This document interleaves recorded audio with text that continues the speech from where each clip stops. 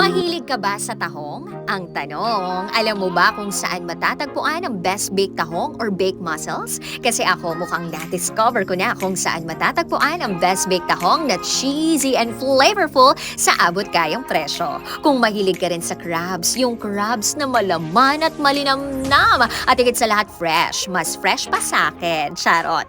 With harot, andito rin. Kung gusto mo ng seafood rice o aligay rice, hipon, puset, salmon, basta kung mahilig ka sa seafood, nandito lahat yan sa Tahong Island Imus Branch.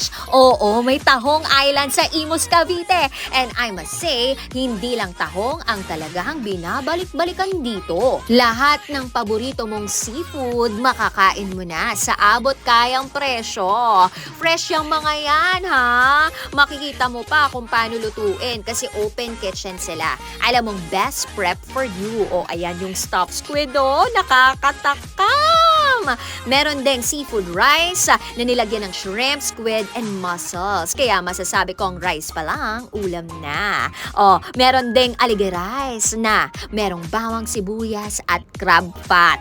Okay, mukhang tapos na ang pag-aantay. Kaya naman, let's do the attack! Nakikita ko palang lahat ng food parang hindi ko na kinakaya. Amoy pa lang, solid sa sarap na. May kare-kare, lechon sisig, sinigang na salmon, ang bestseller baked tahong, mixed seafood na sinisling, buttered crabs, shrimpy, aligay rice, oriental crabs, crabby, buttered shrimp, pusit, boneless bangus, seafood rice, name it. And by the way, meron ding tusok-tusok like as appetizer. At syempre, hindi dapat mawala ang baked mussels or baked tahong. Sinasabi ko sa inyo, maglalaway kayo talaga. Kung meron tayong tahong counter dito, naubos ko mga 90.7. Charot with harot. Basta marami ako naubos dyan. Nag-order din pala ako ng isa sa mga paborito kong dish, ang sinigang na salmon head sa miso. Yung aroma niyan, very inviting. Parang sinasabi na, higupin mo ako, ganyan. Basta tamang-tama ang asim at lasa.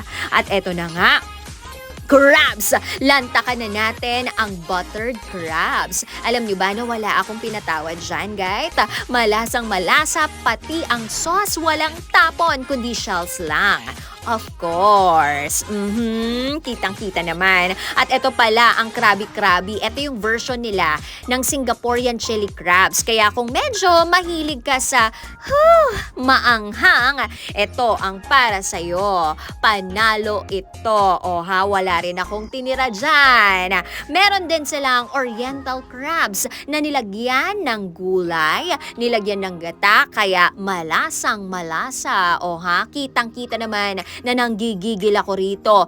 Sa totoo lang, hindi ako masyadong mahilig sa gata, pero this one's actually good. Kaya naman lahat sinimot ko at hindi natin pinalampas ang boneless bangus at ang classic fried chicken na bagong-bago sa menu nila. Panalo ang gravy ng chicken, parang pwede na ring iulam sa kanin.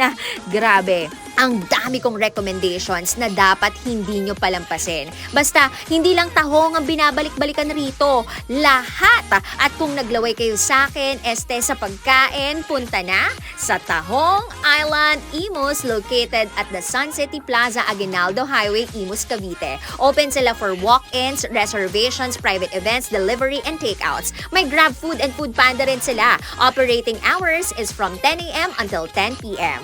Gusto nyo bang makita kung anong itsura ko after kumain? Eto busog na ako. Hanggang sa susunod ulit na The Search for the Best. Rocky Terra here na busog sa pagmamahal, busog pa sa food ng Tahong Island.